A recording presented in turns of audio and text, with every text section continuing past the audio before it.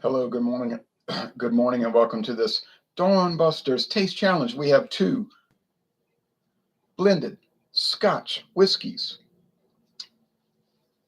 and we're going to see which one is going to win.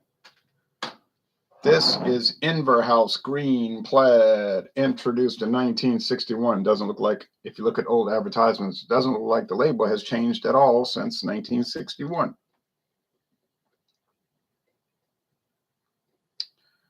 And I'm pretty sure it was introduced by Barton Distilling Company, and it says on the label, bottled in Illinois by Barton Imports, and they were bought out by Sazerac in 2009.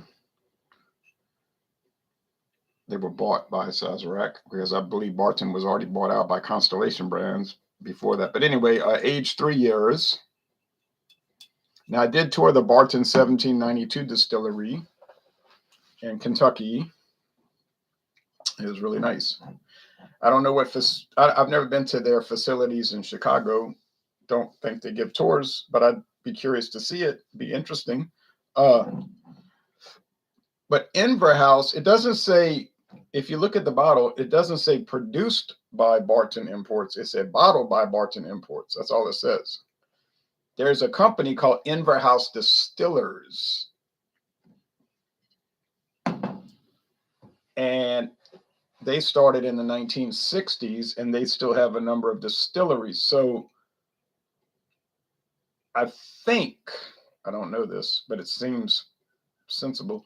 I think that Inver House Distillers probably makes this, but the deal is Barton has the rights to distribute it in the United States, meaning Sazerac has the right to distribute it in the United States. But there's no website listing for it on the Inver House Distiller website or the Sazerac website. So you'd never know it exists unless you saw it in a store.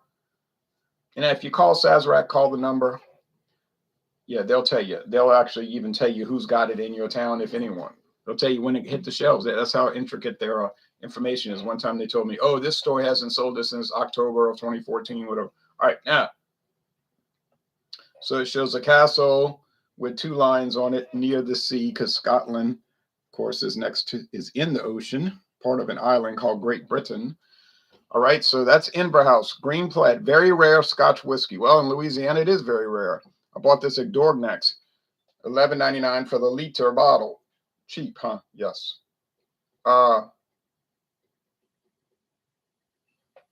Never seen it at any other store in Louisiana. Retraction. Now remember, Total Wine has it. That's right. Total Wine has it in the handle, the big Barton style, which has that rumpled shoulder plastic handle bottle. Yes, yes, yes. Now, I had a shocking experience yesterday doing Johnnie Walker Gold Label Reserve versus the very rare, they claim, Scoresby Scotch whiskey, also aged 3 years, which they claim is a connoisseur's whiskey. And it's so cheap, $16 a bottle and everything, but I couldn't tell them apart. And I don't know, I said, I poured it in the wrong label or something like that. I mixed them up, but I don't think I did. I was really freaked out, weirded out. Here's the competitor. This is Johnnie Walker Gold Label. Now, these bottles were $2.99 a bottle, and 15 of these little bottles make a whole regular size bottle. So 15, this is 1/15 of a regular bottle. So that would add up to $44.99 for a bottle, but it usually sells for $57. So I saved a lot of money per ounce buying the little bottles, but unfortunately, I wasn't able to get 15 of them. I bought as many as I could, and the store manager told me he was going to get some more, but they never did. So, I mean, you buy what you can, and then that's it. Now, I could buy a full-size bottle, but we'll do that down the road. I got some other things I need to address in Scotch, believe me, to say the least. If you look in this collection I've got in the house, you're going to say, wait a minute. Is there a problem? Do you have a problem? that we need to, maybe you might want to go see somebody about? I do have a problem. I'll admit it. My problem is I got so many I need to cover that it's going to take a long, long time.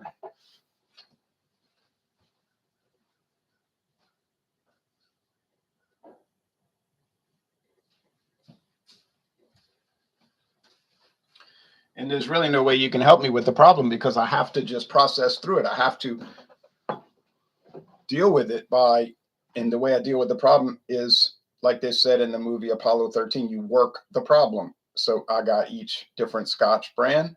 I've got to do a solo review, possibly a duo if my friend David wants to. He does occasionally. And then do the taste challenge tournaments. And that's how we solve the problem. Then we have to move to other styles of liquor. We have to process through brandy after this.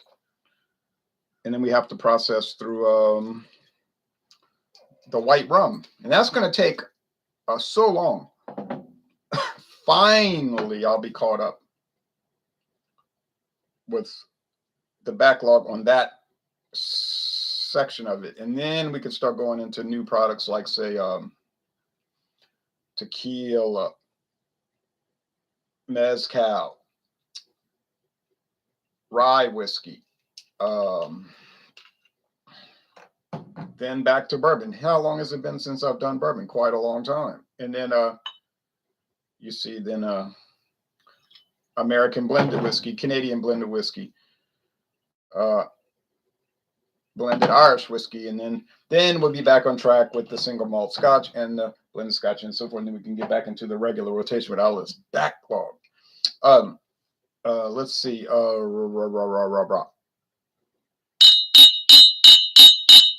One thing I noticed is that the Inver House is a good deal lighter. It's gold, but it's a pale, not as light as the Scoresby. Scoresby was so light, it was like straw. Looking at straw, like you see at in a barn. Now the Johnnie Walker Gold label is deep gold, and we could say amber. Do they add color, caramel color, to give it that dark appearance? I don't know, because I don't know how long it's aged. I don't think it would really pick up that much darkness, even if it was in barrels for 8, 9, 10, 12, 14 years, because we don't know the age statement. They don't give one. It's extra age. Because usually they pick up the color with the charred oak. You put a clear, because whiskey is clear. Well, before it becomes whiskey, it's clear. And you could keep it mostly clear by putting it in an uncharred barrel. But then it would just be whiskey. You could call it American whiskey or Louisiana whiskey or whatever you want to call it, wherever it's made. But if you put it in a charred oak barrel and it's at least 51% corn, then it's going to be bourbon, you see. And that's where it's going to pick up that color in that charred oak. But these Scotch whiskeys typically, there's no real law about it, but the Scotch whiskeys typically are aged in used barrels, used bourbon, used American whiskey barrels, used port wine barrels, used sherry barrels, you see, or even Madeira wine barrels. So the rule in Scotland has to be aged in oak barrels. That's what the law said. Oak barrels for at least 3 years. Beyond that, there's a lot of latitude. So, but another problem with these blended, you're using different whiskeys from all around. And every time, the color is going to change. So they don't want that. They want the gold label reserve to look the same every time. So I can't say they do that for this one, but a lot of times they'll add caramel coloring, which is a neutral flavor and aroma product. And that'll give it a consistent appearance, you see.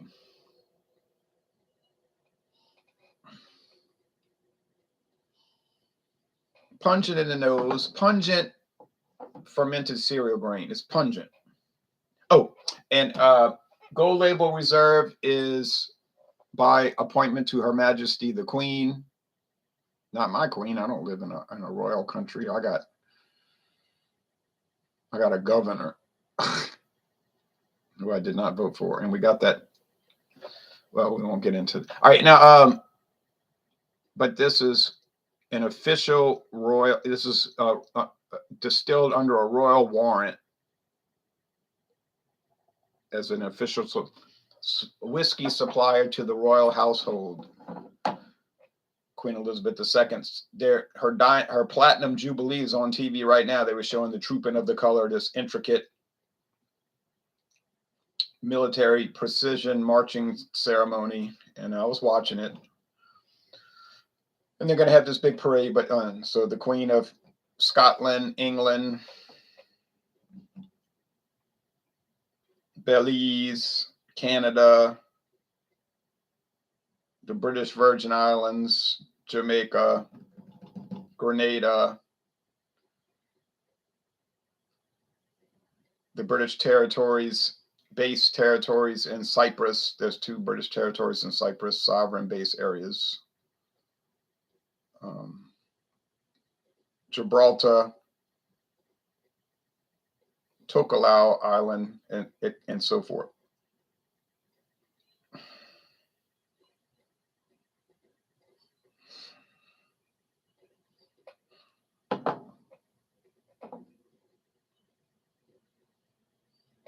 All right. They both have a pungent fermented cereal grain nose. All right, but it's different. It's different one versus the other, and I can't place what's different about it. Like, I can't describe it, I mean to say, but I know they're not the same. So which is which at this point, I can't say, and I can't open my eyes, because if I see the dark amber, I'm going to know that it's the Gold Label Reserve. But remember now, we got a $57 bottle versus a $12 bottle. And remember, the $12 bottle is for a liter. So what would it be for a $7.50, theoretically, at least? $11.99 divided by 1,000 times $7.50. Yeah, $8.99, $9. So a $57 bottle versus a $9 bottle. But with the JB inflation, prices could change every time you turn your head. Richard Nixon was very popular even during the Watergate investigation. His popularity stayed strong, well, at least until the recordings came out. And the thing that got people upset was the cussing. They said, how can the president of the United States use language like that? That's really what did him in. They didn't really care about this break-in too much. And the inflation. Inflation peaked in 1974, and that just, when you're in charge and people's prices are going up every day, they're going to want somebody else. Jimmy Carter, same thing. His bumbling management style, his handling of the Iran hostage crisis, and the inflation was very high in 1980. Another round of that, and so that killed his popularity. And then you had another spike in 1990, 91 with another bumbler. And he got, but so that it tends to be the cycle. And I was looking at inflation rates going back to 1900. It was very low most of the time. Like even in the 1920s, you had negative inflation rate. 20s and 30s negative, meaning the prices were actually dropping every year. So if you had money in the bank and no debt, you were living large. You could really, like, you were gaining wealth. You were like maybe middle class, but you could live very comfortably, and you didn't have to worry about prices going up. But by virtue of the government, the United States government, and their monstrously incompetent money management for the last 122 years, well, let's see, 22 minus 13 is 12, 109 years since the Federal Reserve System was established. The bumbling, incompetent money management of the United States government for the last 109 years. Then you have these terrible inflation rates, which are basically bankrupting the American people. So we want to give credit where credit's due. If you're doing a bad job, we're going to give you the credit for it. And these people are doing a very bad job. All right. So, but the whiskey companies generally do a very good job, so we'll give credit to them. Taste time.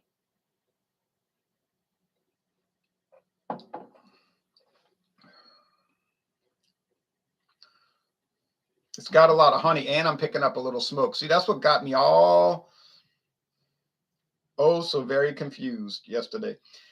When I was doing the Gold Label Reserve versus the Johnnie Walker Blue Label and the Red Label and the Double Black and the FBI,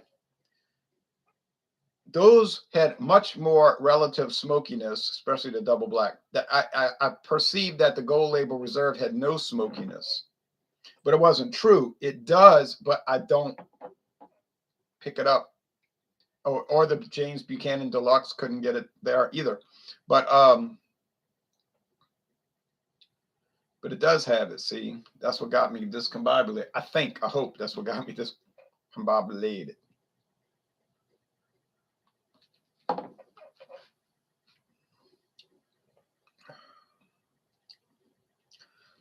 All right.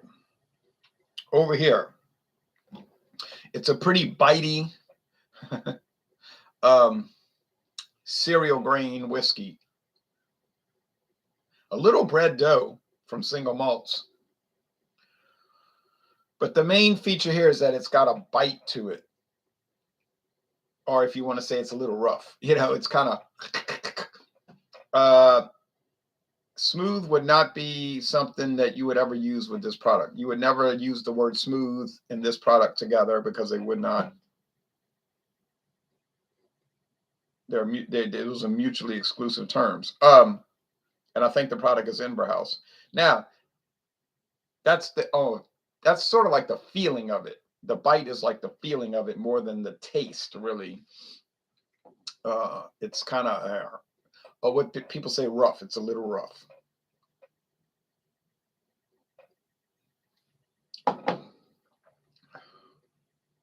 There is a little honey, honestly. And it's nothing too exciting, honestly.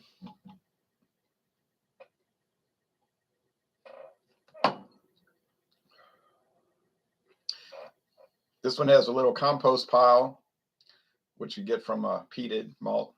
A touch of smoke. It's just very faint, but it's like a little thread of smoke running through the sip. And then the cereal grains, fermented cereal grains. So I don't want to get into a whole blended whiskey thing about grain whiskey versus single malt, barley malt whiskey and all of that, but that's an important thing to talk about, but when you have time. But I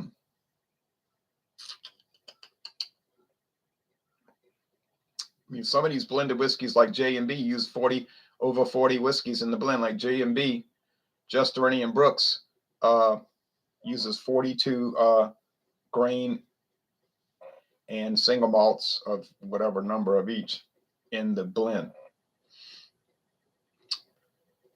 How do I know that? Well, it says on the website. I don't see why they'd be lying about it. All right. Crown Royal Canadian whiskey uses 50 different whiskeys in the blend. 50 different whiskeys. You say, yeah, but it's probably 80% of them are grain whiskeys. Probably only 20% are malt, barley malt, single malt whiskeys. Or rye whiskeys. Probably a good little deal of rye whiskeys. Yes, that's probably true.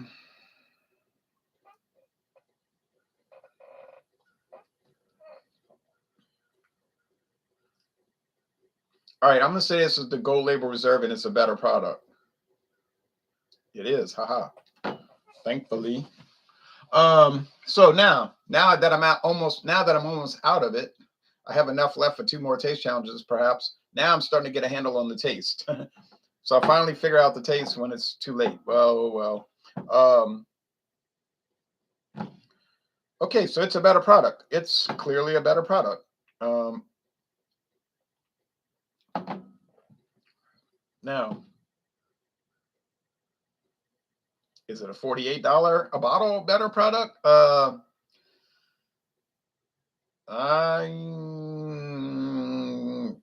I don't know about that. You know, I mean, $48. That's a big gap. That's not like, you know, it's a $10 better product. Yeah, spend the extra 10. You'll get a lot of enjoyment. You can get a lot of enjoyment from Gold Label Reserve. I think it's a well-made product, and I like it. It deserves an A. I gave it an A. Whereas Inver House only be in the B range, maybe a B minus, really. But still, $48 is $48, but it's your money. You know, I guess I'm gonna say it's your call, or however you want to handle it. You know, it's your money, and money's tight these days. And that's I don't even want to say your government because that's almost like an insult to people. It's that outfit in DC. All right, but anyway, enjoy the decline. Says, doesn't single malt just mean derived from one grain? Yes, malt and a single distillery.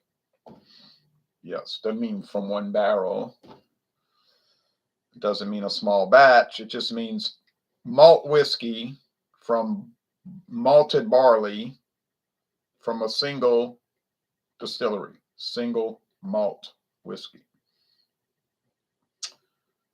Beyond that, it can mean anything. You know, it could be a high quality, low quality, mid range. You know, could be smoky, a little smoky, not smoky at all. Could have a honey flavor like this one here. And so, yeah, BC's Beer Reviews. Oh, BC's Beer Reviews. Good morning, Ron. Good morning to you, BC. Thanks for watching. If you want to join us for Fandango Friday afternoon or evening in Michigan, join us. I'm not going to reach in the party bucket. I'm going to bring in the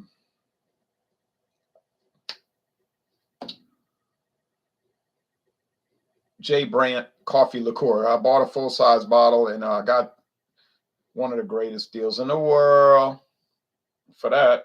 Can't understand why they had it so cheap, but I didn't ask questions. I just bought it in Baton Rouge, Louisiana at Albertsons. I didn't see Albert or his sons, but Albertsons.